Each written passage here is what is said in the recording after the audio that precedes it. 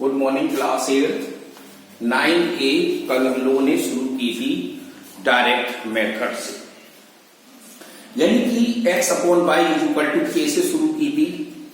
हमने कुछ आपको कहा था सवाल करना, तो आप मुख्य सवाल करें, क्योंकि आप जानते हैं समय कितना बर्बाद हो चुका है।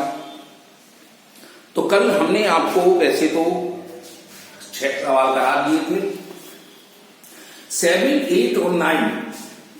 7, 8 में तो कुछ नहीं है, थिंक योर दिया है, अपनी थ्योरी लिखिए और कुछ नहीं है।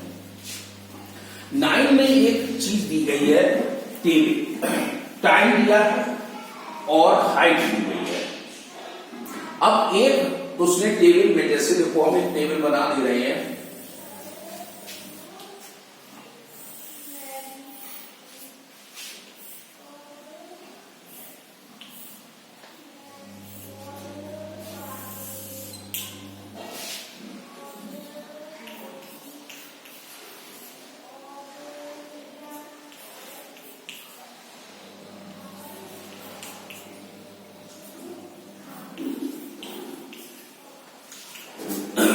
अब इसमें आपको एक नंबर पूरा दिख रहा है 4/48। अब इसके अनुसार ये टेबल भरनी है। आप हमसे कोई सा एक कॉलम भर रहे, हम 2 बार दे रहे हो।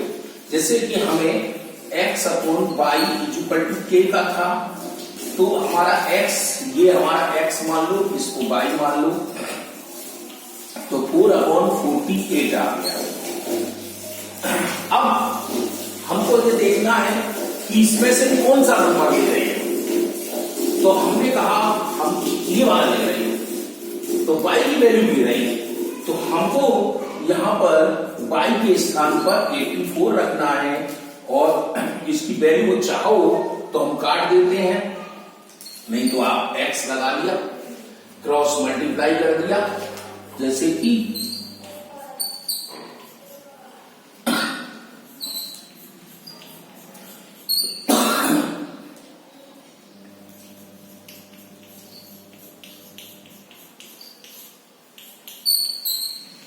काट दिया 12 चौक 48, 12 7 84, x इज इक्वल टू 7 आ गया। तो यहां पर हम 7 कर सकते हैं, लेकिन ये आपका एक सिंपल तरीका था।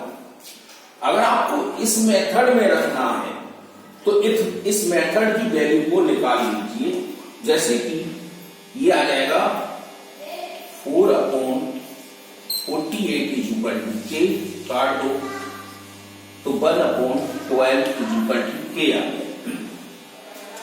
अब तुमको ये रखना था, यही निकालना है, तो हम क्या करेंगे, देखो 1/12 इज इक्वल टू के की वैल्यू से अनुसार चल रहे हैं, तो मल्टीप्लाई बाई 84, काट दो, 12 7 84, 7 आ गया।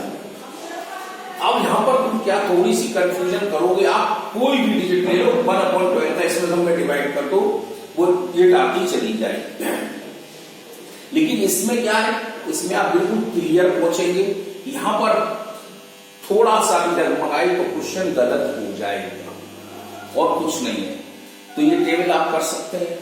अब ऐसे ही 10 का क्वेश्चन था, D is very direct, D की वैल्यू 4 है। अब तक हम आए एक नया मेथड और आपको करा देते हैं, एरो सिस्टम वाला, इससे भी सरल।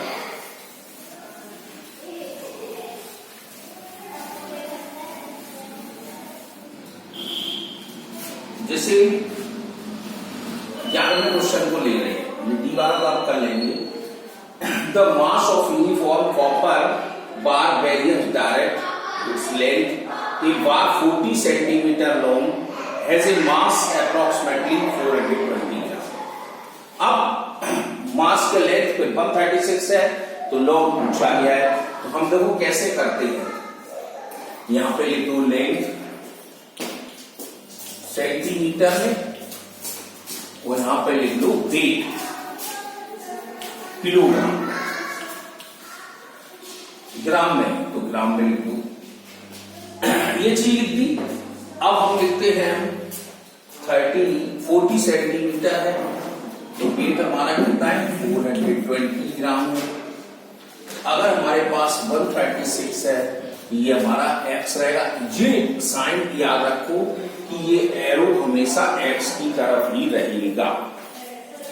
अब 40 मीटर लंबा 420 वेट ले रहा है, तो 136 आगे देखना, लेंथ हमने 40 मीटर की चीज खरीदी है तो 420 रुपए लगेंगे।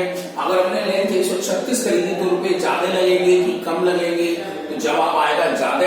तो मोर शब्द आ गया, मतलब हमारा ज्यादा रुपया लग रहा है। यहां पर देखते हैं ये नंबर 40 से 136 136 ज्यादा है कि कम है, तो ये भी देखो मोर है, तो ये भी मोर हो गया। दोनों एक से हो गए, तो इसका एरो इधर लगा है, तो इसका भी एरो इधर ही लगेगा। ये कंपलसरी एरो नीचे रहेगा, हमेशा कांस्टेंट याद रखना है। अब इसको कैसे करोगे, जिधर एरो लगा है उसी को नंबर को ऊपर लिखते हैं, न्यूमरेटर बनाते हैं।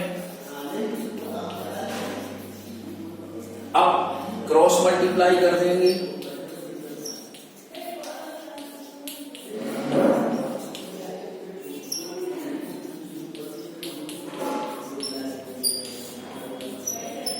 जीरो काट दिया, 2 से काट दिया 21 बार, 2 से काट दिया 2, 6 जा 12, 2 3 जा 6, 2 8 जा 16, 68 मल्टीप्लाई 21 कर दिया। तो अब 68 में 21 का मल्टीप्लाई कर दिया, 68 6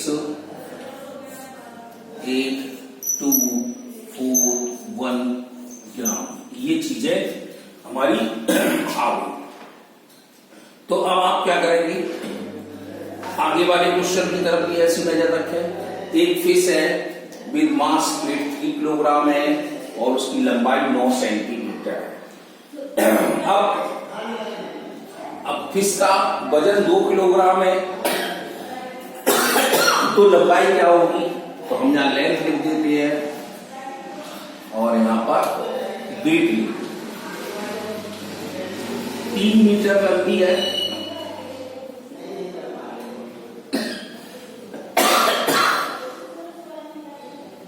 सेंटीमीटर गलत लिख दिया। पहले वेट है, वजन है उसका मछली का, फिर लेंथ है,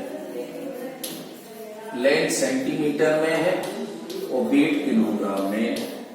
9 किलोग्राम की जो मछली 3 किलोग्राम की जो मछली है वो 9 सेंटीमीटर है, और जो 2 किलोग्राम की मछली है वो 1 सेंटीमीटर। ये तो नीचे रहा। अब आ जाएंगे, 3 किलोग्राम की मछली जो है 9 सेंटीमीटर लंबी है, और 2 किलोग्राम की मछली लंबाई छोटी होगी कि ज्यादा होगी, तो आप देख रहे हैं वेट कम हो रहा है, इसका मतलब ये छोटी होगी, लेस हो गया। तो यहां पर देखते हैं 2 से 3 से 2 कम हो गया, तो ये भी लेस हो गया। या वही अपने मेथड से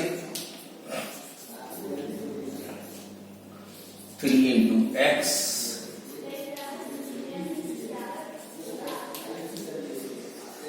3 3 जा 9, 3 2 जा 6 किलोग्राम की मछली रहेगी, 6 सेंटीमीटर की रह जाएगी। तो ये करना, फिर कल देखते हैं आगे।